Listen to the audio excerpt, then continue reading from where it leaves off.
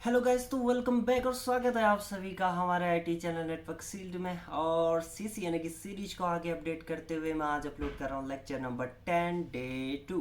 यानी पिछले लेक्चर में यानी लेक्चर नंबर 10 डे 1 में हमने डिस्कस किया था डीएससीपी के बारे में, और उसके बाद हमने एक स्विच को अनबॉक्स किया था। उसका वीडियो मैंने आप लोगों के सामने में पेश किया था, जिसमें कि हमने देखा था कि एक स्विच के अंदर में क्या क्या आइटम्स आपको रिसीव होते हैं जब आप फर्स्ट टाइम एक स्विच को अनबॉक्स करते हैं। हो सकता है किसी और ब्रांड के स्विच में आपको थोड़े से और कंपोनेंट मिल जाए, वो डिपेंड करता है मॉडल पे। फॉर एग्जांपल के लिए अगर आप एक बड़े साइज का स्विच ले रहे हैं तो हो सकता है उसमें फिर जो आपको मॉड्यूल मिले वो एक्सटर्नल मॉड्यूल के साथ आपको मिले, जैसे कि जिसको हम चैसिस कहते हैं। ठीक है, जिसमें फॉर एग्जांपल के लिए जो मैंने स्विच आप लोगों के सामने में अनबॉक्स किया था वो एक नॉर्मल इंटरप्राइज स्विच था, यानी एक्सेस स्विच, जिसको कि हम यूज़र एंड के लिए यूज़ करते हैं, यानी जिससे कि हमारे यूज़र कनेक्ट होते हैं। लेकिन अगर आपको एक ऐसा स्विच आपने परचेज किया जो काफ़ी हैवी है, जिसमें कि आप मल्टीपल सर्वर कनेक्ट कर रहे हैं और उन सर्वर पे आप मल्टीपल एप्लीकेशन रन कर रहे हैं, या ऐसा स्विच जिसके के इंटरफेस सारे फाइबर ईथरनेट हो, तो वहाँ पे आपको हो सकता है कि फाइबर पोर्ट्स वगैरह मिले, उनके एक्सटर्नल जो इंटरफेस कार्ड हैं वो मिले। बहरहाल बात हम करते हैं स्विच की। आज के इस लेक्चर में हम क्या करने जा रहे हैं, आज के इस लेक्चर में जैसे आप लोगों को फर्स्ट टाइम स्विच प्राप्त हो गया, आप लोगों को रिसीव हो गया, अब आपको स्विच को जो है कॉन्फ़िगर करना है। तो जो बेसिक कॉन्फ़िगरेशन होती है, जैसे स्विच पे हम पासवर्ड सेट करते हैं, इनेबल पासवर्ड, कंसोल पासवर्ड, एक मैसेज हम सेट करते हैं ताकि कोई अनऑथराइज यूज़र अगर हमारे स्विच को हमारे नेटवर्क पे एक्सेस करता है तो हम उसको एक मैसेज दे पाएँ अपने बैनर के थ्रू कि अगर आप अनऑथराइज यूज़र हैं तो आपको हमारे स्विच पे एक्सेस नहीं करना है। तो ये सारी चीज़ें जो बेसिक एक नेटवर्क एडमिन को जब फर्स्ट टाइम स्विच रिसीव होता है उन्हें परफॉर्म करना होता है, तो वो सारी चीज़ें हम आज के इस लेक्चर में देखेंगे। तो आप लोगों के सम्मुख है एक स्विच, ये बेसिक मॉडल स्विच का है, जस्ट आप लोगों को दिखाने के लिए कि आज हम पहली बार नेटवर्क स्विच पे कॉन्फ़िगरेशन करने जा रहे हैं। तो ये रहा सिस्को का स्विच, इस पे लोगो लगा हुआ है, तो लोगो से आप पहचान सकते हो किस ब्रांड का स्विच है। और उसके बाद यहाँ पे PWR का मतलब होता है पावर, यानी मैं बेसिक एक आपको आइडिया दे रहा हूँ इस स्विच का, राइट। और ये रहा पावर, ये रहा स्विच का मॉडल नंबर SG102-24। का मतलब जनरली हमेशा होता है 24 पोर्ट का ये स्विच है। और यहाँ पे लिखा हुआ भी है कि 24 पोर्ट गीगाबिट स्विच, यानी इसके जो बाकी ये सारे 24 पोर्ट हैं ये गीगाबिट हैं, यानी ये आपका 10 GB सॉरी 1 GB स्पीड को सपोर्ट करते हैं, 1 Gbps। और उसके बाद बात करें यहाँ पर राइट हैंड साइड पे दो आपको यहाँ पे डिफरेंट टाइप के पोर्ट दिखाई दे रहे होंगे, जिसको कि मैं सर्कल मार्क कर रहा हूँ। ये आपका लिखा हुआ है SFP का मतलब है कि ये आपके फाइबर पोर्ट है, यानी आप जो है यहाँ पे अपना फाइबर केबल कनेक्ट कर सकते हैं। और जब आप फाइबर केबल कनेक्ट करते हैं तो हमेशा फाइबर केबल को कनेक्ट करने के लिए आपको एक फाइबर मॉड्यूल की ज़रूरत होती है, और वो मॉड्यूल आपको सबसे पहले यहाँ पे इंसर्ट करना पड़ता है, देन आप फाइबर केबल यहाँ पे कनेक्ट कर सकते हैं। ठीक है, तो ये थी एक बेसिक जानकारी एक बेसिक स्विच के बारे में। अब हम आगे बढ़ते हैं हमारी स्लाइड में कि अगर आपको स्विच को कॉन्फ़िगर करना है अपने नेटवर्क में तो आप कैसे उसको कॉन्फ़िगर करेंगे फर्स्ट टाइम। तो फर्स्ट टाइम जब हम स्विच को कॉन्फ़िगर करते हैं वो करते हैं हम कंसोल पोर्ट के थ्रू। तो ये रहा आप लोगों के सामने में कंसोल पोर्ट। ये हर नेटवर्क डिवाइस में आपको एक कंसोल पोर्ट जरूर मिलेगा, चाहे वो सिस्को का हो, चाहे वो चेक पॉइंट हो, चाहे HP हो, चाहे पालो अल्टो हो, चाहे जूनिपर हो। कोई भी वेंडर का स्विच या राउटर या फायरवॉल या IPS IDS कोई भी नेटवर्क डिवाइस अगर आपको कॉन्फ़िगर करना है तो वो आप कॉन्फ़िगर करेंगे फर्स्ट टाइम कंसोल पोर्ट के थ्रू। अगर आप कंसोल पोर्ट के थ्रू नहीं करते हैं तो कुछ डिवाइस आपको फैसिलिटी देते हैं कि आप उसको मैनेजमेंट पोर्ट के थ्रू कॉन्फ़िगर कर सकते हैं। जहाँ पे आपको मैनेजमेंट पोर्ट के थ्रू कॉन्फ़िगर करना होता है वहाँ पे फिर आपको अपने ब्राउज़र से, यानी आपके लैपटॉप के ब्राउज़र पे उस मैनेजमेंट पोर्ट का IP कॉन्फ़िगर करना होता है, और देन आपको एंटर करके उस पर यूज़र नेम पासवर्ड जो भी उसका डिफ़ॉल्ट होता है उसकी हेल्प से आप उसको कॉन्फ़िगर करते हैं। लेकिन सिस्को के स्विच और राउटर की अगर मैं बात करूँ तो वहाँ पे GUI का अभी ऑप्शन इतना ज़्यादा फेमस नहीं है। तो फर्स्ट टाइम जब आपको फर्स्ट टाइम आपको जब डिवाइस को कॉन्फ़िगर करना होता है तो वो आपको करना होता है कंसोल पोर्ट के थ्रू। अब इस कंसोल पोर्ट के थ्रू डिवाइस को कॉन्फ़िगर करने के लिए आपको किस किस टाइप की केबल की ज़रूरत पड़ती है वो मैं आप डिस्कस करने जा रहा हूँ, एकदम पुराने जापाने से लेकर अभी के।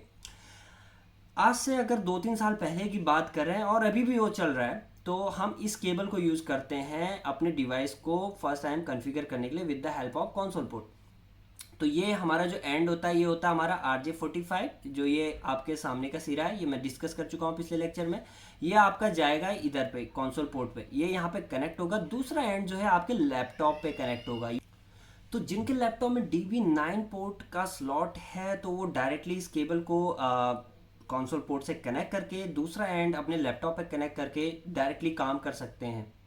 और अगर जिनके पास अभी ये जैसे लेटेस्ट जो भी आपके लैपटॉप आ रहे हैं वहाँ पे ये DB9 का पोर्ट आपके लैपटॉप पे नहीं होगा, तो वहाँ पे आपको क्या करना पड़ता है, एक और आपको कन्वर्टर यूज करना पड़ता है। तो ये एंड जो है आपका फिर यहाँ पे कनेक्ट होगा, और दूसरा है फिर आपका USB पोर्ट होता है। तो USB तो आपके लैपटॉप में मिलता ही है, वो चाहे पुराने लैपटॉप पुराने ज़माने के लैपटॉप की बात करें या आज के ज़माने के लैपटॉप की बात करें, तो वहाँ पे आप USB जो है कनेक्ट करके उसको कॉन्फ़िगर कर सकते हैं। ठीक है। अभी क्या है कि ये यूएसबी भी आपका अपग्रेड हो रहा है। अगर आप एप्पल के लैपटॉप देखें या जो थोड़े से महंगे जो नए लैपटॉप आ रहे हैं अभी मार्केट में, वो टाइप सी सपोर्ट लैपटॉप आ रहे हैं। टाइप सी मतलब जिसमें कि आपको high speed data input output मिलता है, प्लस वो चाहते हैं कि यार इतने मल्टीपल यूएसबी पोर्ट देने के बजाय एक टाइप सी दे दो जहाँ से कि आप चार्जिंग भी कर लो, और उसके बाद वहाँ पे जो है आप अपना जो भी बाकी के सारे काम रहते हैं उसी पोर्ट के थ्रू आप कर सकते हैं, जैसे डेटा इनपुट आउटपुट करना, चार्जिंग करना, और और बकायदा वो ऊपर से कन्वर्टर भी दे देते हैं। अगर आप एप्पल का लैपटॉप परचेज करेंगे वहाँ पे आपको टाइप सी मिलेगा, केवल एक पोर्ट मिलेगा, उसी में फिर आपको कन्वर्टर लगा के आपको ईथरनेट भी, अगर आपको लैन केबल कनेक्ट करना है तो वहाँ पे आप कनेक्ट कर सकते हैं, माउस कनेक्ट करना है तो वहीं पे कनेक्ट कर सकते हैं। तो ये कन्वर्टर फिर आपको देते हैं वो लोग। ठीक है। तो ये रिक्वायरमेंट आपके लैपटॉप की कंडीशन, आप किस टाइप का लैपटॉप यूज़ कर रहे हैं, आपके लैपटॉप में कौन से पोर्ट अवेलेबल हैं, उस पर डिपेंड करता है। तो ठीक है। तो यहाँ पे ये रहता था कन्वर्टर, इसको आप कनेक्ट कर दो यहाँ पे, और ये कनेक्ट होने के बाद जो है फिर आप ये एंड जो है आप अपने लैपटॉप पे कनेक्ट करके फिर यहाँ पे जो है अपने स्विच को कॉन्फ़िगर कर सकते हैं। अभी स्विच को कॉन्फ़िगर करने के लिए एक टूल आता है, वो मैं अभी डिस्कस करूँगा। ठीक है। तो ये था। अभी क्या है कि जैसे मार्केट अपग्रेड हुआ तो वैसे ही इन्होंने केबल को भी अपग्रेड कर लिया। अब देखो अभी के जो स्विचेस आ रहे हैं, ठीक है, वो किस टाइप के आ रहे हैं, ये इस टाइप के आ रहे हैं। देखो ये आपका एंड जाएगा इस वाले कंसोल पे। अभी पिछला जो इमेज है उसको देखें, यहाँ पे कंसोल पोर्ट कुछ इस तरीके का था, अभी जो कंसोल पोर्ट है वो इस तरीके का है। तो यहाँ पे ये केबल जाएगा और डायरेक्टली ये यूएसबी केबल है, ये आपके लैपटॉप पे जाएगा, वहाँ पे फिर आप कॉन्फ़िगर कर सकते हैं। उसके अलावा ये मोबाइल चार्जर वाले जो केबल आते हैं एंड्रॉयड फ़ोन के, USB टाइप 2, ये आप कनेक्ट करें। ये भी आपके मैंने कई बॉक्सेस देखे हैं, स्विचेस देखे हैं जहाँ पे कि आपको ये केबल मिलेगा कंसोल के तौर पे, और इसको कनेक्ट करके आप कर सकते हैं।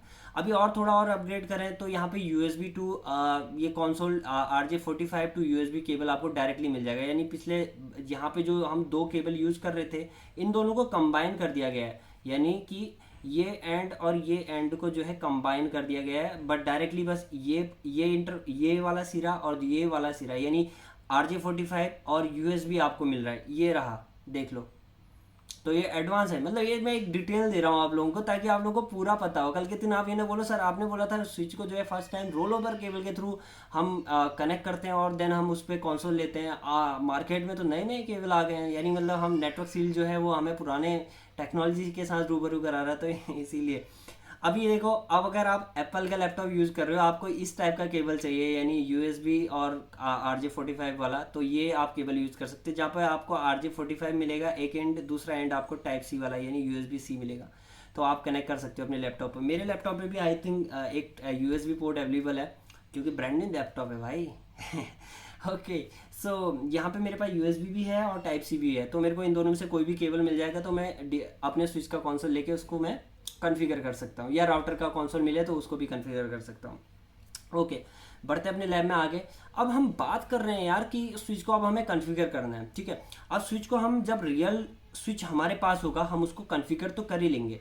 ये हमारे पास ये केबल होने चाहिए, जो पिछले स्लाइड में मैंने डिस्कस किया, ये केबल होना चाहिए, हमारे पास लैपटॉप होना चाहिए, और बाकी हम फिर कंसोल पोर्ट से कनेक्ट करेंगे स्विच के, और हमारे अपने लैपटॉप से कनेक्ट करेंगे, और उसके बाद मैं पुटी को ओपन करूँगा, और पुटी से मैं फिर वो हमारा जो स्विच है उसको कनेक्ट करूंगा, और default user name password enter करके मैं बाकी की कॉन्फ़िगरेशन उसमें कर लूँगा। लेकिन अभी हम CCNA की सीरीज़ को यहाँ पे पढ़ रहे हैं, तो CCNA की सीरीज़ में हम रियल स्विच को तो बाय नहीं कर सकते, क्योंकि एक स्विच को अगर हम परचेज करें तो वो मिनिमम आपका जो रेंज स्टार्ट होती है वो 2000 से लेकर 4 लाख 5 लाख, मतलब बड़ी रेंज है। और जो स्विच मैं अभी आप लोगों को दिखा रहा था डायग्राम में यहाँ पे, और ये स्विच जो है करीब आपका आ जाएगा नियर बाई, नहीं भी तो ये आएगा आपका 10,000 के लगभग रुपीज़ में। तो यार इतने पैसे कौन इन्वेस्ट करे। इसीलिए क्या होता है कि जैसे कि जब हम कोई बड़ी बिल्डिंग डिजाइन कर रहे होते हैं, आप लोगों ने देखा होगा कि हमारे पास एक कैट टूल आता है, कैट कहते हैं शायद उसको। ठीक है, आप सिविल इंजीनियरिंग वालों से पूछना कैट टूल क्या होता है, वो बता देंगे आप लोगों को। तो उसमें हम पहले किसी बिल्डिंग को खड़ा करने से पहले हम एक स्ट्रक्चर डिजाइन कर लेते हैं उसका, या अगर वो याद नहीं आ रहा है तो हम माइक्रो कंट्रोलर पे जब हम काम करते हैं, एम्बेडेड सिस्टम, जब हमने आप में से किसी ने अगर पढ़ा हो तो आपने देखा होगा कि आप लोगों के पास सिमुलेटर आता है।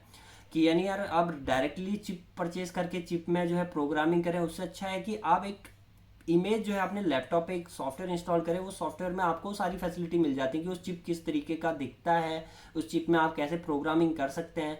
तो ये सारी चीज़ें जो सॉफ्टवेयर जो हम यूज़ करते हैं किसी चीज़ को पहले से ही अंडरस्टैंड करने के लिए, तो उसको कहते हैं हम सिमुलेटर।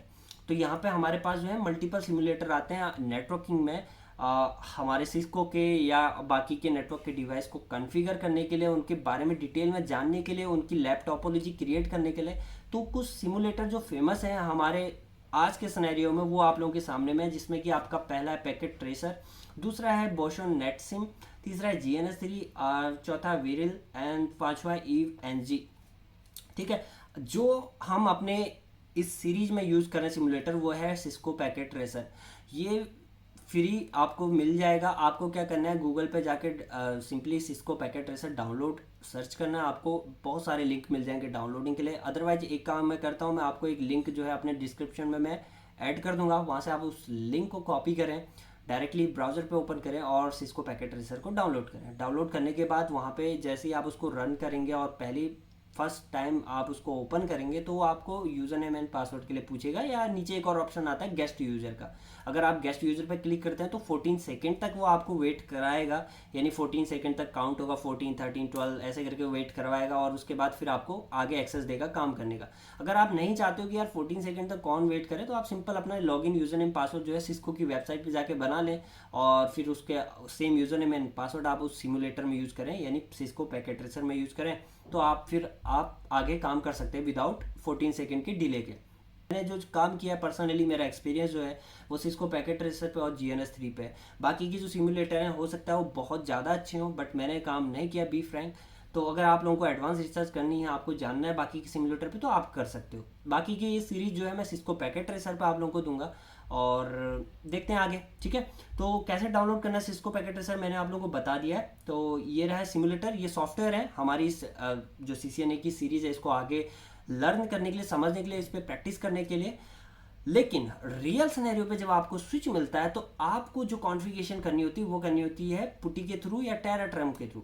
अभी जो जनरली जो सबसे ज़्यादा यूज़ होता है 99.9% मार्केट में, वो यूज़ होता है पुटी। एक तो फ्रीवेयर सॉफ्टवेयर है और बहुत छोटा साइज का होता है, तुरंत डाउनलोड भी हो जाता है। तो जब आप लोगों के पास पुटी आएगा तो पुटी में आपको सिंपली क्या करना है, कंसोल केबल आपने डिवाइस पे कनेक्ट किया, दूसरा एंड आपने अपने लैपटॉप पे कनेक्ट किया, पुटी पे जाना है, पुटी पे ऑप्शन आएगा कॉम पोर्ट सेलेक्ट करने का, कॉम पोर्ट सेलेक्ट करें। और वो कॉम पोर्ट कैसे आप सेलेक्ट करेंगे मैं दिखाता हूँ आपको। आपको जाना है डिवाइस मैनेजर पे। ठीक है, डिवाइस मैनेजर पे जब आप जाएंगे तो यहाँ पे आपको क्या करना है, यहाँ पे इसको यहाँ पे पोर्ट्स में आप जाएं तो पोर्ट्स में यहाँ पे आपके कॉम पोर्ट आ जाएंगे कि आपके जो आप अभी कंसोल लेके आपने जो अपना दूसरा इंटरफेस जो है अपने लैपटॉप पे कनेक्ट किया हुआ है, तो वो कौन से पोर्ट पे कनेक्ट हुआ है। तो यहाँ पे कॉम 3 कॉम 4 के अलावा एक और कॉम पोर्ट 5 6 7 8 कुछ भी आ जाएगा। तो वो पोर्ट आपको फिर क्या करना है, आपको सिंपली पुटी ओपन करना है। पुटी ओपन करने के बाद आपको यहाँ पे सीरियल सेलेक्ट करना है और कॉम पोर्ट को टाइप कर देना। फॉर एग्जांपल के लिए जब मैंने अपना कंसोल केबल कनेक्ट किया अपने डिवाइस के साथ, तो यहाँ पे कॉम 6 या कॉम 7 के नाम से एक और नया लिंक आ गया। ये ब्लूटूथ का दिखा रहा है अभी, वहाँ पे लैन का आएगा, लैन लिंक कॉम पोर्ट 7 8 ऐसे कुछ आएगा। मैं 8 एंटर करूँगा और सिंपली ओपन कर दूंगा। अभी मेरे पास कोई डिवाइस नहीं है यहाँ पे जिसका कि मैं लाइव कंसोल लेके आपको दिखाऊं, बट मैंने आपको आइडिया दे दिया किस तरीके से आप कर सकते हो। तो डिवाइस मैनेजर पे जाना है, नेटवर्क अडेप्टर पे जाना है, उसके नीचे आपको पोर्ट्स मिल जाएंगे। यहाँ पे पोर्ट्स में आपको यहाँ पे इंफॉर्मेशन मिल जाएगी। ठीक है दोस्तों, बात करते हैं कि आज के स्विच में हम क्या करने वाले हैं। तो पैकेट ट्रेसर तो मैं ऑलरेडी डाउनलोड कर चुका हूँ और उसके अलावा उस पर जो भी यूज़र नेम पासवर्ड मेरे को कॉन्फ़िगर करना था मैं कर चुका हूँ। फ्रीवेयर, कोई भी चार्ज आपको पे नहीं करना पड़ेगा उसके लिए। ठीक है, तो मैं पैकेट ट्रेसर आप लोगों के सामने में ओपन करता हूँ सबसे पहले, और ये रहा सिस्को पैकेट ट्रेसर और ये मैं रहा ओपन करने जा रहा हूँ और ये रहा। ठीक है, तो ये मेरा सिस्को पैकेट ट्रेसर आप लोगों के सामने में ओपन हो चुका है।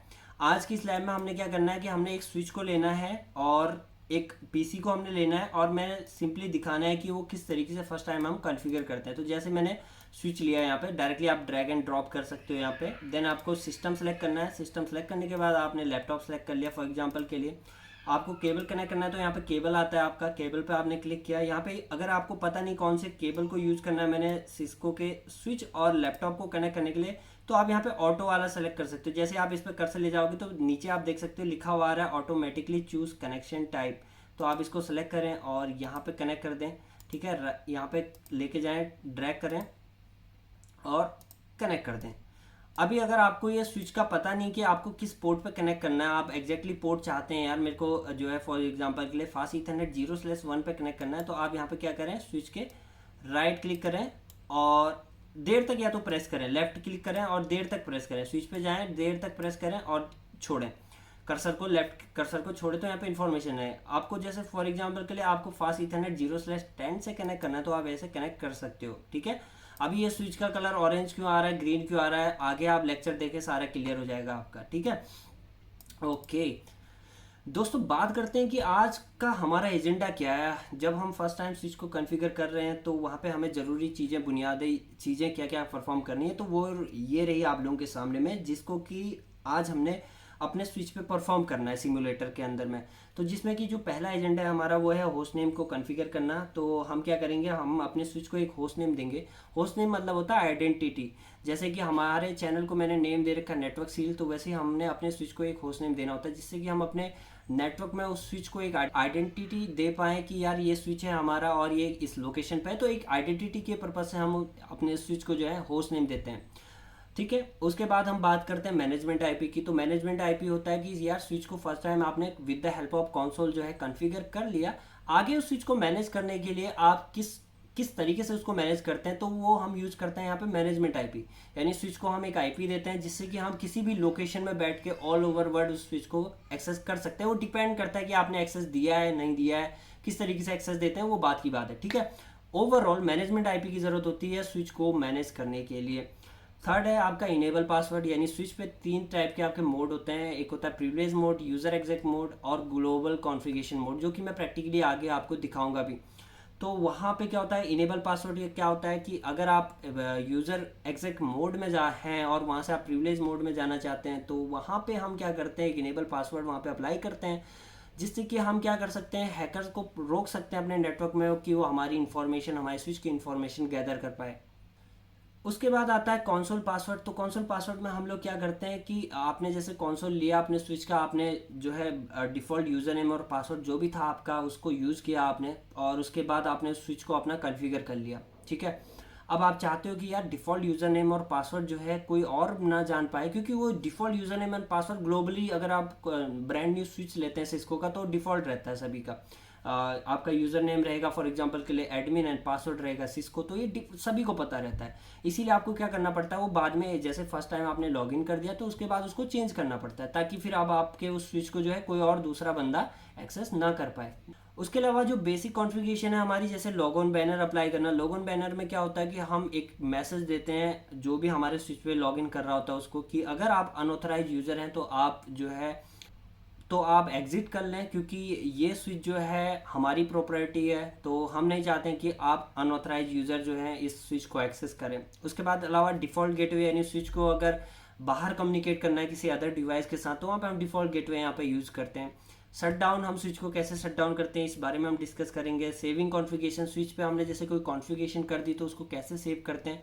एंड देन फाइनली जब हमने कॉन्फ़िगरेशन सेव कर लिया तो अब हम चाहते हैं कि हम उसका एक बैकअप ले लें। इन फ्यूचर अगर हमारा स्विच जो है फेल हो जाता है, कोई हार्ड डिस्क क्रैश हो जाता है, हमारा स्विच फॉल्टी हो जाता है, तो वहाँ पे फिर हम नया स्विच जब परचेज करेंगे तो with the help of backup हम उसको दोबारा से सेम तरीके से सेम डेटा उस पर हम कॉन्फ़िगर कर पाएँ।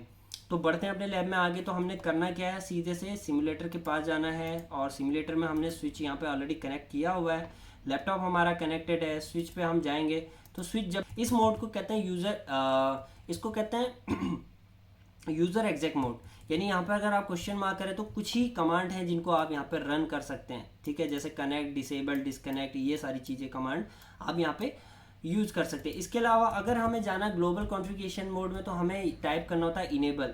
अगर आपको टाइप करने में प्रॉब्लम हो रही है तो आप क्या कर सकते हैं, सिंपल एन टाइप करें, टैब बटन दबाएं, तो टैब बटन दबाने से कमांड पूरी फिलअप हो जाती है और देन आप आगे प्रोसेस कर सकते हैं।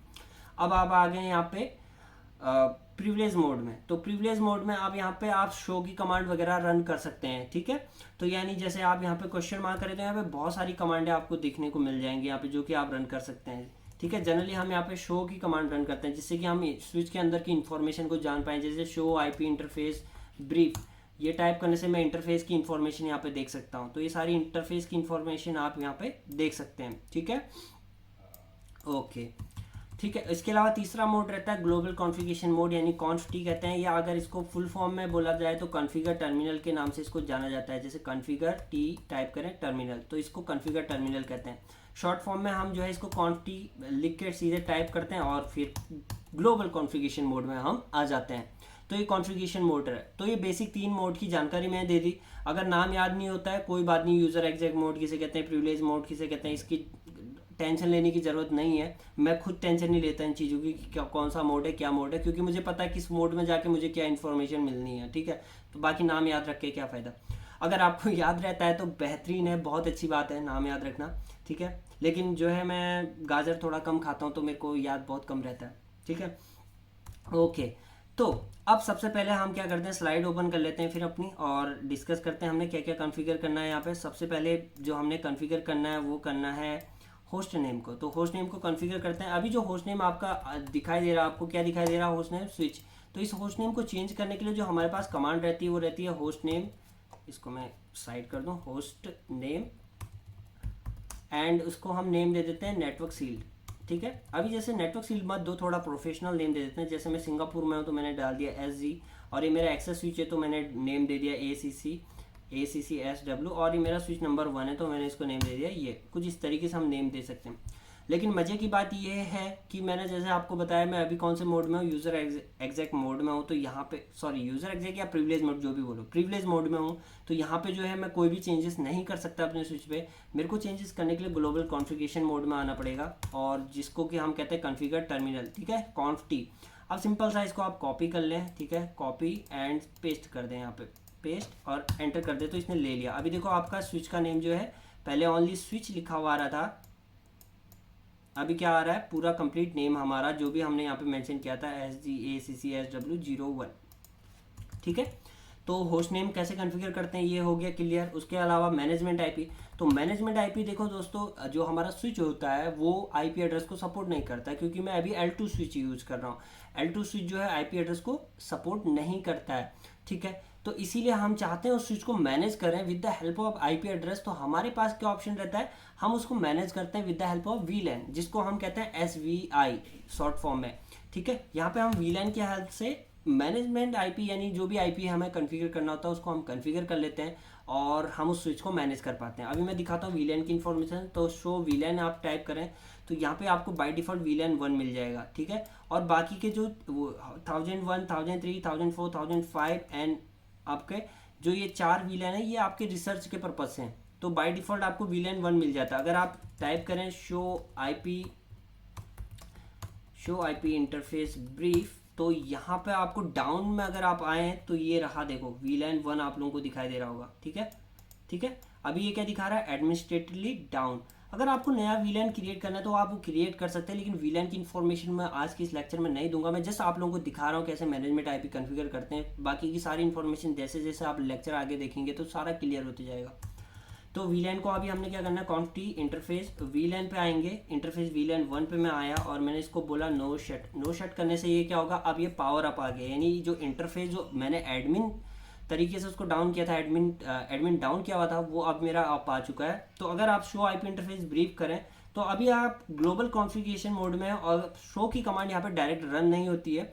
तो शो की कमांड को डायरेक्ट रन करने के लिए आपको क्या करना होता है, यहाँ पे डू लगाना होता है आगे से, do show IP interface brief, ये रहा, ठीक है। तो ये रहा, अभी क्या दिखा रहा है, ये अप दिखा रहा है। पहले क्या दिखा रहा था, ये यहाँ पे डाउन दिखा रहा था, एडमिन डाउन दिखा रहा था। अभी क्या आ चुका है, अप आ चुका है, राइट। तो अभी हमारा VLAN अप आ चुका है। अब मैं क्या करता हूँ, इस VLAN को यानी इस VLAN इंटरफेस को मैं एक आईपी एड्रेस दे देता हूँ यहाँ पे, जिसे कि हम कहेंगे मैनेजमेंट आईपी एड्रेस, जो कि हमें कॉन्फ़िगर करना है अपने ऑप्शन नंबर 2 के अंदर में समझने के लिए, ठीक है। तो मैं इसको कॉन्फ़िगर करता हूँ। कॉन्फ़िगर करने के लिए इंटरफेस VLAN 1 के पास जाएं, दोबारा से सेम इंटरफेस पे मैंने एग्जिट करा ताकि आप लोगों को मैं समझा पाऊँ कि जब भी हम आईपी एड्रेस असाइन करते हैं तो हमें उस इंटरफेस के पास जाना होता है। सबसे पहले उस इंटरफेस पे एंटर करना पड़ता है एंड देन हम यहाँ पे टाइप करेंगे आईपी एड्रेस, ठीक है, IP address. And then for example के लिए मैं आईपी एड्रेस दे देता हूँ यहाँ पे 10.1.1.1 और इसको मैं सबनेट मास्क दे देता हूँ 24 का 255.255.255.0 एंटर। तो ये मैंने मैनेजमेंट आईपी अपने स्विच को दे दिया है। अब इसको वेरीफाई कैसे करें, शो आईपी इंटरफेस ब्रीफ। तो आप यहाँ पे देख सकते हैं VLAN 1 आईपी एड्रेस जो हमने कॉन्फ़िगर किया था जस्ट अभी, वो आपके सामने में है। और यहाँ पे जो स्टेटस है इसका अप है और प्रोटोकॉल अप है। अगर यहाँ पे आप स्टेटस की बात कर रहे हैं, अगर वो आपका अप दिखा रहा है, दैट मीन्स कि जो आपका इंटरफेस है उसको एडमिन तरीके से आपने अप किया हुआ है, यानी उसको कहते हैं एडमिन अप, यानी एडमिनिस्ट्रेटर ने खुद से उसको अप या डाउन किया हुआ है। लेकिन आपने एडमिन ने उस इंटरफेस को अप किया, लेकिन वो इंटरफेस जो है कनेक्ट नहीं है किसी डिवाइस के साथ, तो वो यहाँ पे डाउन दिखाएगा।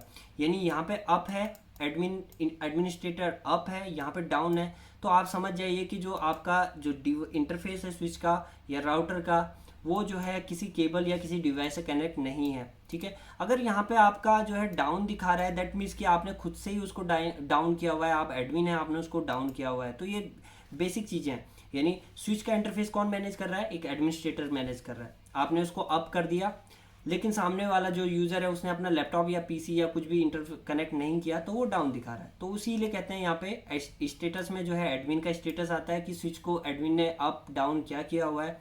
प्रोटोकॉल का मतलब है कि जो लिंक कनेक्टेड है उस इंटरफेस से वो अप है या डाउन है या जो भी है। ठीक है, अगर आपको वेरीफाई करना है तो मैं दोबारा से क्या करता हूँ, इस VLAN के पास जाता हूँ, VLAN इंटरफेस के पास, और इसको डाउन कर देता हूँ। VLAN 1 कॉन्फ्री इंटरफेस VLAN 1 मैंने इसको बोल दिया शट से क्या हो जाएगा, डाउन हो जाएगा। यहाँ पे आपको ये मैसेज भी दिखाई देगा। अब हम क्या करते हैं, यहाँ पे do show IP interface brief, और यहाँ पे टाइप करने के बाद आप देख सकते हैं एडमिनिस्ट्रेटरली डाउन। ठीक है, यहाँ पे डाउन तो हो ही जाएगा वो, क्योंकि आपने डाउन कर दिया। अगर आप इसको अप करें और ये डाउन फिर भी दिखाए, दैट मीन्स कि लिंक कनेक्टेड नहीं है। ठीक है, जो मैं बोल रहा हूँ। ठीक है, तो अभी फिलहाल के लिए इसको मैं क्या कर देता हूँ, अप कर देता हूँ। तो इंटरफेस ऑलरेडी मैं उस इंटरफेस में हूँ, इसको नो शट। ठीक है, नो शट करते क्या आ गया, आपका line protocol on interface VLAN 1 जो है अप हो गया है। ठीक है, तो ये था। अब इसको वेरीफाई करते हैं। मैनेजमेंट आईपी को हमने जो है कॉन्फ़िगर तो कर लिया, अब इसको वेरीफाई करते हैं। वेरीफाई करने के लिए मैंने ये पीसी कनेक्ट किया हुआ है। इस पीसी के पास मैं जाता हूँ, और इस पीसी के पास जाने के बाद डेस्कटॉप पे आपको आना है। डेस्कटॉप पे आने के बाद आपको कमांड प्रॉम्प्ट पे आना है। कमांड प्रॉम्प्ट पे आने के बाद आपको यहाँ पे सिंपल टाइप करना है टेलनेट। टेलनेट आप लोगों को मैं बता दूँ, टेलनेट होता है किसी भी डिवाइस पे कोई सर्विस रन हो रही है या नहीं हो रही है, वहाँ पे हम यूज़ करते हैं टेलनेट। तो अभी मैं क्या कर रहा हूँ, अपने स्विच को जो है मैंने पावर अप कर दिया। पावर अप करने के बाद मैं चाहता हूँ कि जो मैंने मैनेजमेंट आईपी कॉन्फ़िगर किया, क्या मैं उसको SSH ले पा रहा हूँ। SSH का मतलब होता है जब पुट्टी से आप कनेक्ट करते हो डिवाइस को पहली बार, आइदर आप टेलनेट के थ्रू कनेक्ट करते हो या SSH के थ्रू करते हो। ठीक है, तो अब मैं वेरीफाई करना चाहता हूँ कि यार मैंने अपनी डिवाइस को कॉन्फ़िगर कर दिया, मैंने उसमें मैनेजमेंट आईपी कॉन्फ़िगर कर दिया, क्या मैं एक बार वेरीफाई कर लूँ क्या कि मैं अपने उस मैनेजमेंट आईपी को एक्सेस कर पा रहा हूँ या नहीं कर पा रहा हूँ। तो टेलनेट 10.1.1.1 ये कमांड रहती है, यानी टेलनेट, और हम उसको बता रहे हैं कि मैं इस आईपी को टेलनेट कर रहा हूँ, और इस आईपी पे जो है मैं सर्विस 22 यानी पोर्ट नंबर 22 को चेक करना चाहता हूँ। मैंने एंटर किया, एंटर करने के बाद वो ट्राई कर रहा है अभी कि मैं कनेक्ट कर पाता हूँ या नहीं कर पाता हूँ। ठीक है, तो ये क्या आ रहा है, connection time out, remote host not responding. That means कि जो टेलनेट की सर्विस है वो मेरे स्विच पे अभी रन नहीं हो रही है। अब एज ए नेटवर्क एडमिन आपको वेरीफाई करना है क्यों नहीं हो रही है। ठीक है, अब वो क्यों नहीं हो रही है मैं आपको जस्ट बता देता हूँ। क्योंकि मैंने डायरेक्टली पीसी को ऑन किया, लेकिन मैंने पीसी पे आईपी कॉन्फ़िगर नहीं किया हुआ है। तो सबसे पहले आपको क्या करना है, कॉन्फ़िगर करना है। ये मैं क्यों कर रहा हूँ ऐसा, क्योंकि मेरे को आपको समझाना था कि आप ऐसी मिस्टेक करोगे अपने नेटवर्क में। जब आप फर्स्ट टाइम कंपनी में एज ए नेटवर्क इंजीनियर काम करोगे तो आपसे छोटी छोटी मिस्टेकें होंगी, तो इसीलिए मैं दिखाना चाह रहा था। ठीक है, क्योंकि जब भी दो डिवाइस के बीच में आपको कम्युनिकेशन करना होता है वो होता है आईपी के थ्रू। तो अगर आपने एक डिवाइस पे मैनेजमेंट आईपी तो दे दिया, खुद के पीसी को आईपी नहीं दिया, तो कहाँ से आप कॉन्फ़िगर कर पाएंगे। तो इसीलिए मैं आईपी क्या देता हूँ, सेम रेंज का दे देता हूँ, क्योंकि डिफरेंट रेंज का अगर मैंने आईपी दे दिया तो ये कनेक्ट नहीं होगा। वो क्यों नहीं कनेक्ट होगा, क्योंकि दो डिफरेंट नेटवर्क के बीच में कम्युनिकेशन के लिए हमें राउटर की ज़रूरत होती है। फिलहाल इतना ज़्यादा डरने की ज़रूरत नहीं है, धीरे धीरे सीरीज को पूरी आगे देखे समझ में आ जाएगा। तो 10.1.1.1 तो मैंने ऑलरेडी अपने स्विच को दे दिया है, तो मैं 1 अगर दोबारा दे दूंगा तो वो ओवरलैप हो जाएगा। ठीक है, अगर आपको फिर भी अगर देखना है ये ओवरलैपिंग देखनी है तो देख लो भाई। ठीक है, ये देखो क्या कह रहा है यहाँ पे, the address is already use in the network. That means कि आप सेम आईपी को दोबारा यूज़ नहीं कर सकते हो। ठीक है, सारी प्रैक्टिकल चीज़ें दिखा रहा हूँ मैं। ठीक है, तो ये हमने लिया था /24 का, तो इसको भी हम /24 का ही लेंगे, ठीक है। और 255.0 एंड देन मैं इसको क्या करता हूँ, ओके। तो अब हमने आईपी कॉन्फ़िगर कर लिया है। अब हम क्या करते हैं, वापस से कमांड प्रॉम्प्ट पे आते हैं और मैं इसको छोटे साइज का कर देता हूँ। और अब हम यहाँ से क्या करते हैं, टेलनेट को दोबारा परफॉर्म करते हैं, ठीक है। तो टेलनेट को परफॉर्म करने से पहले मैं आप लोगों को आईपी कॉन्फ़िग दोबारा से दिखा दूँ। यहाँ पे डेस्कटॉप पे आएँ और यहाँ पे आप क्या करें, अभी आईपी कॉन्फ़िग टाइप करें। आप पहले खुद का आईपी वेरीफाई कर लें, ठीक है। तो आईपी कॉन्फ़िग जैसे ही आप टाइप करेंगे, यहाँ पे आप देख सकते हैं आपका IPv4 एड्रेस क्या कॉन्फ़िगर है। डिफ़ॉल्ट गेटवे मैंने अभी कॉन्फ़िगर नहीं किया हुआ है, क्योंकि हमारा जो आईपी है और जो हमारे स्विच का आईपी है वो दोनों सेम रेंज पे है, तो हमें डिफ़ॉल्ट गेटवे की यहाँ पे ज़रूरत नहीं है, ठीक है। डिफ़ॉल्ट गेटवे की ज़रूरत हमें तब होती है जब हमें अपने नेटवर्क के अलावा दूसरे नेटवर्क से कम्युनिकेट करना होता है, तो वहाँ पे हमें हर हाल में डिफ़ॉल्ट गेटवे की ज़रूरत होती है, ठीक है। तो वो क्यों होती है, क्योंकि हम दूसरे नेटवर्क से बात करने जा रहे हैं, तो हमें एक रास्ते की ज़रूरत होती है कि हमें किस रास्ते से वहाँ तक जाना है, ठीक है। तो यहाँ पे आईपी कॉन्फ़िग मैंने कर लिया। अब सेम कमांड हम यहाँ पे टाइप करते हैं, टेलनेट 10.1.1.122 पे, और ये आप लोगों के सामने में क्या आ गया, ओपन, ठीक है। पहले क्या आ रहा था, लिखा हुआ ट्राइंग, उसके बाद connection time out, remote host not responding आ रहा था। अभी क्या हो गया आपका, जैसे ही आपने टेलनेट किया ये ओपन दिखा रहा है। अगर ये क्लोज दिखाता है यहाँ पे, दैट मीन्स, या क्लोज या ट्राइंग दिखा रहा होता, दैट मीन्स कि आप अनरीचेबल हैं, आपकी वो सर्विस रन नहीं हो रही है, कुछ ना कुछ आपने गड़बड़ की है। लेकिन अभी ओपन दिखा रहा है, दैट मीन्स कि जो मैनेजमेंट आईपी आपने कॉन्फ़िगर किया था वो आप एक्सेस कर पा रहे हैं, ठीक है। नेक्स्ट चलते हैं अपने टास्क की तरफ। वो क्या है हमारा, वो है हमारा इनेबल पासवर्ड को कॉन्फ़िगर करने का, ठीक है। तो इनेबल पासवर्ड को कॉन्फ़िगर करते हैं लगे हाथों। इनेबल पासवर्ड को कॉन्फ़िगर करने के लिए आप क्या करेंगे, ग्लोबल कॉन्फ़िगरेशन मोड में जाएंगे और यहाँ पे आपको सिंपल टाइप करना है इनेबल, ठीक है, इनेबल, एंड देन सिंपल सा आप पासवर्ड यहाँ पे दे सकते हैं। पासवर्ड जैसे हमने दे दिया इनेबल पासवर्ड, इनेबल ही दे दिया हमने, ठीक है। इनेबल पासवर्ड हमने इनेबल ही दे दिया। एग्जिट करें, वेरीफाई करें क्या ये काम कर रहा है। आप इनेबल मोड में आए तो देखो ये आपसे पासवर्ड पूछ रहा है। तो ये है पासवर्ड प्रोटेक्ट करना, कि एक यूज़र है उसने आपके स्विच का तो एक्सेस ले लिया, अब वो इनेबल मोड में जाके आपकी इन्फॉर्मेशन को लेना चाहता है, तो वहाँ पे भी आपने जो है एक पासवर्ड यहाँ पे अप्लाई कर दिया है, ठीक है। तो जितनी आपने सिक्योरिटी बढ़ा सकते हैं वो मैं सारा आप लोगों को यहाँ पे दिखा रहा हूँ। तो इनेबल पासवर्ड हमने क्या दिया था, इनेबल, ठीक है। तो हम एंटर करते हैं और आगे वापस से हम अपने मोड पे, ओके। अब हम क्या करते हैं, लेकिन इस इनेबल पासवर्ड में ना एक ड्रॉबैक है, ठीक है। क्या ड्रॉबैक है, फॉर एग्जाम्पल के लिए आप नेटवर्क एडमिन है, आपने इनेबल पासवर्ड जैसे मैंने अभी इनेबल किया वैसे इनेबल कर दिया, आपने कोई पासवर्ड सेट कर दिया यहाँ पे, ठीक है। वो पासवर्ड सेट करने के बाद ना क्या हुआ, आपको अचानक से किसी का कॉल आया पीछे से कि यार आपको इधर आना है। फॉर एग्जाम्पल के लिए आपका नाम है टॉम, अरे टॉम भाई जरा इधर आना बोल दिया किसी ने, आप चले गए पीछे उससे बात करने के लिए, भूल गए कि आपने यहाँ पे जो है स्विच को ओपन किया। अब हैकर आ गया, बिल्कुल मेरी तरह हैकर आ गया, तो मैं क्या करूँगा, यहाँ पे सिंपल सा टाइप करूँगा show running config pipe include enable, और मेरे को ये पासवर्ड पता चल गया, ये रहा देखो, पता चल गया प्लेन टेक्स्ट में। तो इसीलिए इनेबल पासवर्ड जो है, अगर आप directly only enable password apply करेंगे तो दैट इज़ नॉट सिक्योर, ये क्योंकि जो पासवर्ड रहता है प्लेन टेक्स्ट में रहता है, इसको कोई भी रीड कर लेगा। इसीलिए इनेबल पासवर्ड को जो है और प्रोटेक्ट करने के लिए हम क्या करते हैं, इनेबल कॉन्फ़िगरेशन मोड में जाते हैं, इनेबल सीक्रेट पासवर्ड हम यहाँ पे टाइप कर लेते हैं, इनेबल सीक्रेट क्वेश्चन मार्क करें और यहाँ पे आप टाइप कर दें पासवर्ड को, और हम टाइप कर देते हैं यहाँ पे पासवर्ड हम दे देते हैं इनेबल ही दे देते हैं, चलो ठीक है। अभी इनेबल नहीं दे सकते, ये कह रहा है कि आपने ऑलरेडी इनेबल पासवर्ड जो है इस नेम से सेव किया हुआ है, तो मैं दूसरा देता हूँ इनेबल 1 के नेम से दे देते हैं, चलो हो गया, ठीक है।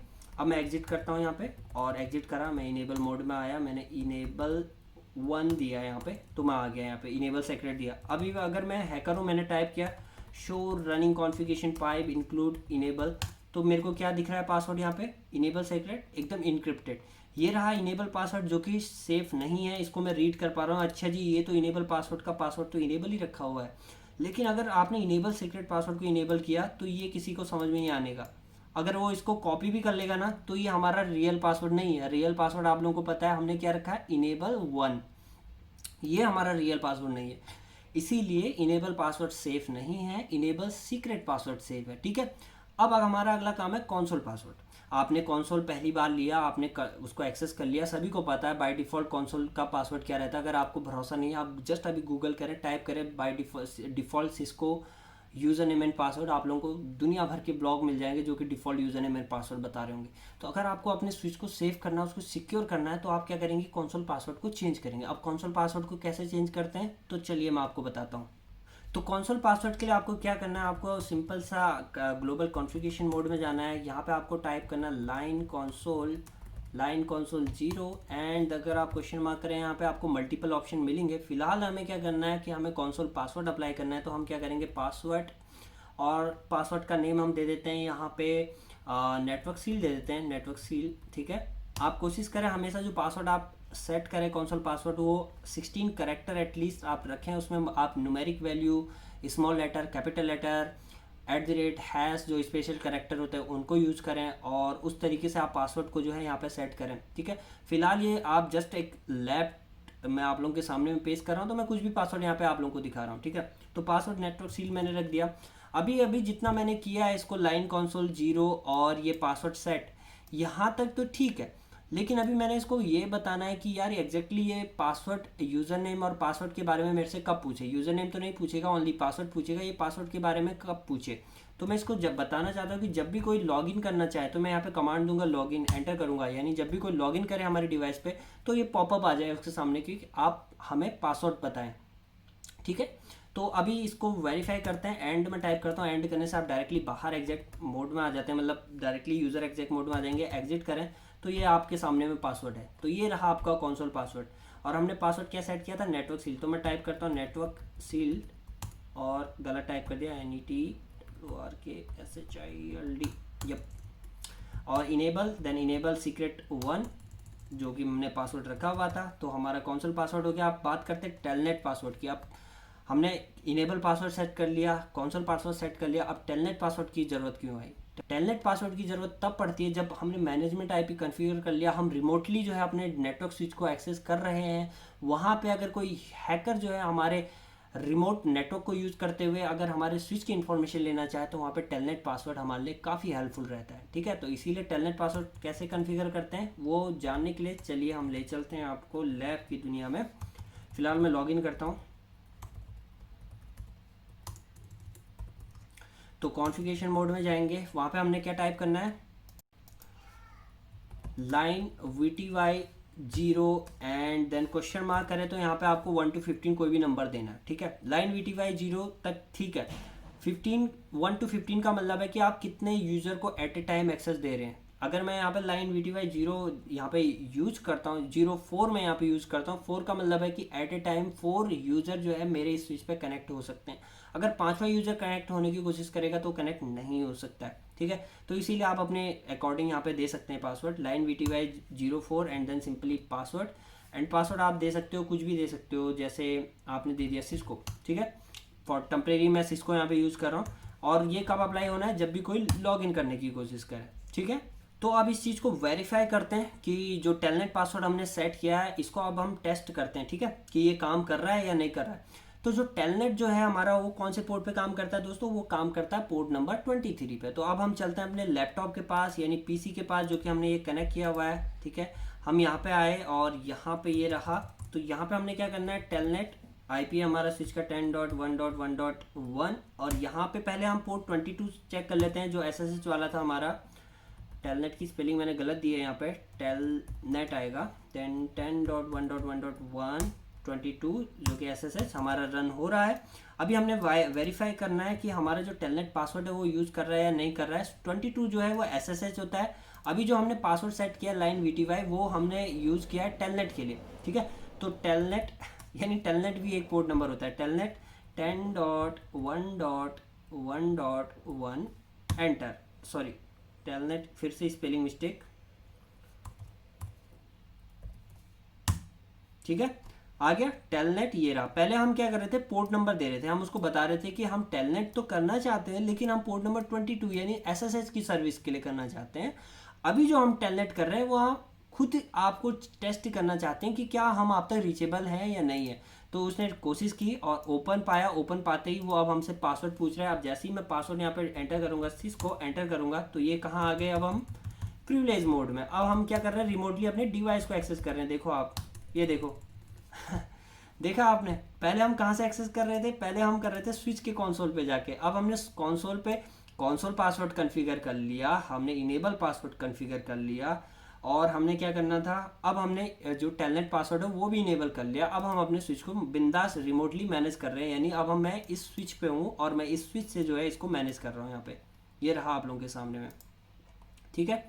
तो ये रही ब्यूटी इन सारे पासवर्ड की। और यहाँ पे मैं कॉन्फ़िगरेशन मोड में जाके अब जो भी रन करना चाहूँ, शो आईपी इंटरफेस ब्रीफ वगैरह, शो ग्लोबल कॉन्फ़िगरेशन मोड में तो शो आईपी इंटरफेस ब्रीफ, ये देखो सारा कुछ मैं रन यहाँ से कर सकता हूँ। ओके, अब इसके अलावा अब हमने कुछ और बेसिक चीज़ें और करनी है, जैसे लॉग ऑन बैनर सेट करना है, डिफ़ॉल्ट गेटवे सेट करना है, शटडाउन, और इनके बारे में डिस्कस करना है। तो चलिए इन पे बात करते हैं हम लोग।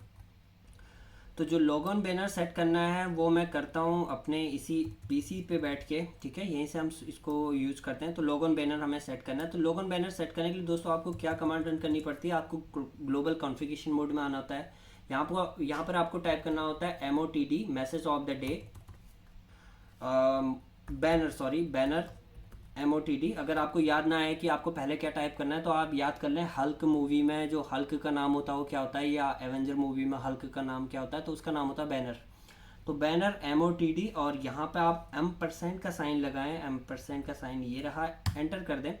एंटर करने के बाद आपको जो भी मैसेज टाइप करना है वो आप यहाँ पे टाइप कर सकते हैं। जैसे मैं टाइप कर रहा हूँ, if you are an unauthorise person, spelling पे ना जाएं, if you are an unauthorized person then please exit from the device,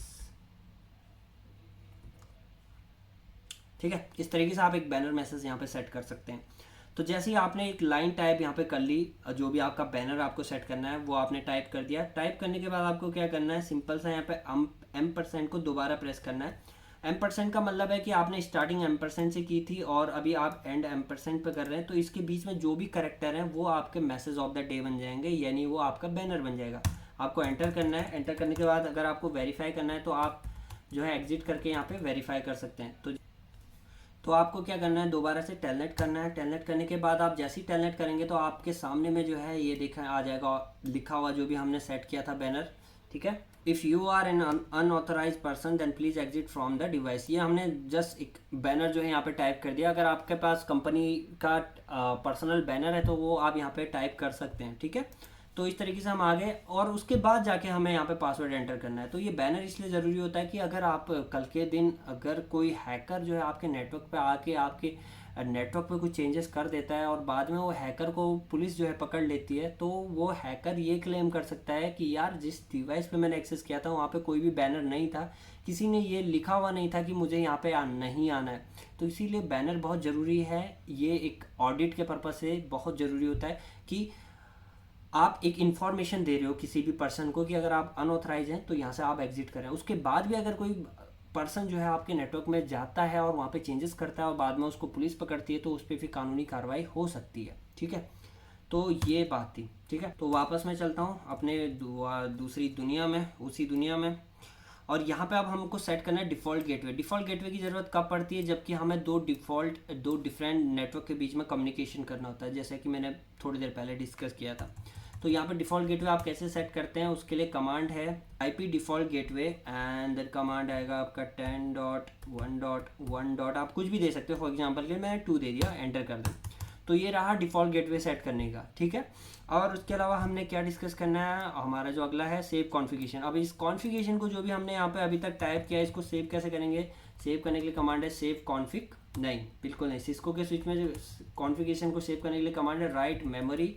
एक तो ये कमांड है आपके पास जिससे कि आप जो है जो भी आपने चेंजेस किए थे उसको आप वॉलेटाइल मेमोरी से नॉन वॉलेटाइल मेमोरी में सेव कर रहे हैं। अब आप बोलेंगे वॉलेटाइल मेमोरी क्या होता है। दोस्तों वॉलेटाइल मेमोरी वो मेमोरी होता है जिसमें कि डिवाइस जो है डेटा ऐसी लोकेशन पे सेव करता है जिसपे कि अगर स्विच रिबूट होता है या डिवाइस डाउन जाके अप आता है तो वो डेटा वहाँ से लॉस हो जाएगा।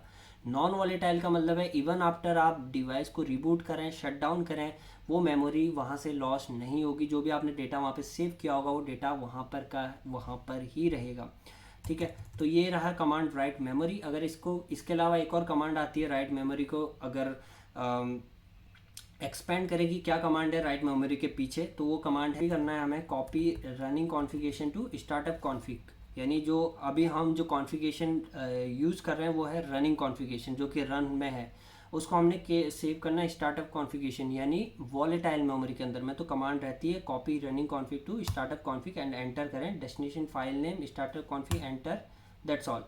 ठीक है, तो बिल्डिंग कॉन्फ़िगरेशन हुआ और देन फाइनली ओके आ गया। तो ये रहा कॉन्फ़िगरेशन सेव करने का तरीका। उसके अलावा हमारा क्या है बैकअप। बैकअप यानी अगर आपको इस स्विच का बैकअप लेना है तो बैकअप लेने का तरीका दोस्तों सिस्को के डिवाइस पे जहाँ तक है वो है कि show configuration, show running configuration की कमांड आप टाइप करें और ये जो भी आउटपुट आएगा इसको आप सिंपली कॉपी करें। कॉपी करने के बाद आप इसको क्या कर सकते हैं, सिंपल नोटपैड में जाके इसको यहाँ पे सेव कर सकते हैं। फॉर एग्जांपल के लिए नोटपैड मैंने ओपन किया, यहाँ पे आप कंट्रोल V कर दें। ओके, मैं वहाँ से ओपन कर लेता हूँ, यहाँ पे ओपन कर लेते हैं इसको। इनेबल 1 सीक्रेट था हमारा। अब यहाँ पे आप शो रनिंग कॉन्फ़िग टाइप करें और ये सिंपली आप ऐसे कॉपी कर लें सारी कॉन्फ़िगरेशन को। ठीक है, कॉपी एंड देन आप पेस्ट कर सकते हैं नोटपैड में। ठीक है, तो ये रहा, इस तरीके से आप पेस्ट करके वो कॉन्फ़िगरेशन को आप सेव कर सकते हैं। अदरवाइज आप क्या कर सकते हैं कि जब भी आप रियल डिवाइस पे काम करें तो रियल डिवाइस पे काम करने के लिए आपके पास क्या रहता है, आप पुटी ओपन करें। पुटी ओपन करने के बाद आप लॉगिन में जाएं, लॉगिन में जाने के बाद ऑल सेशन आउटपुट सेलेक्ट करें, ब्राउज करें और सिंपल सा उस फाइल को किसी भी लोकेशन पे आप सेव कर सकते हैं। ठीक है, जैसे मैंने यहाँ पे सेव कर दिया testing.txt के नाम से सेव कर दिया। ओपन करने के बाद आप कनेक्ट हो जाएंगे और जो भी आप डेटा शो रनिंग कॉन्फ़िग जो भी आप टाइप करेंगे वो आपका एज ए बैकअप के तौर पे आप सेव कर सकते हैं। ठीक है, अब बात करते हैं लास्ट ऑप्शन जो कि मैं स्किप कर दिया था क्योंकि ये मेरे को लास्ट में ही समझाना था, वो है शट डाउन का। तो स्विच को शट डाउन करने के लिए कोई कमांड नहीं है, कोई बटन नहीं रहता स्विच पे उसको शट डाउन करने के लिए। जहाँ तक मेरे को याद है जो एंटरप्राइज स्विच होते हैं तो उसको शट डाउन करने के लिए आपको जो पावर केबल होता है उसको अनप्लग करना होता है। ठीक है, तो ये रहता है तरीका स्विच को शट डाउन करने का। अगर किसी स्विच पे बटन दिया हुआ है या कोई कमांड उस पर रन होती है तो आप उसके थ्रू कर सकते हैं, लेकिन सिस्को के स्विच पे, अल्काटेल के स्विच पे, HP के स्विच पे मेरे को अभी तक मैंने काम किया वहाँ पे कोई शट डाउन करने का कोई भी कमांड नहीं होती है सिस्को के स्विच पे। ठीक है, तो ये रही आज की सारी कॉन्फ़िगरेशन, सारा कुछ जो भी हमने डिस्कस करना था। आगे क्या है, आगे कुछ भी नहीं है स्लाइड में, आगे केवल सब्सक्राइब बटन है जिसको कि आपने प्रेस करना है। अगर आपको वीडियो पसंद आई तो सब्सक्राइब बटन प्रेस कर दो और लाइक बटन प्रेस कर दो और कमेंट करो कि आपको ये वीडियो लेक्चर कैसा लगा। ठीक है, बहुत ज़्यादा डिटेल में समझाने के कारण हो सकता है ये वीडियो लेक्चर आप लोग को बहुत लेंदी लगे, बट ओवरऑल इसमें आपको बहुत ज़्यादा नॉलेज मिला होगा मैं उम्मीद करता हूँ। और बाकी अगर कोई गलती होगी तो यार कमेंट करके बताएं भी और साथ में माफ़ भी कर दें। जय हिंद।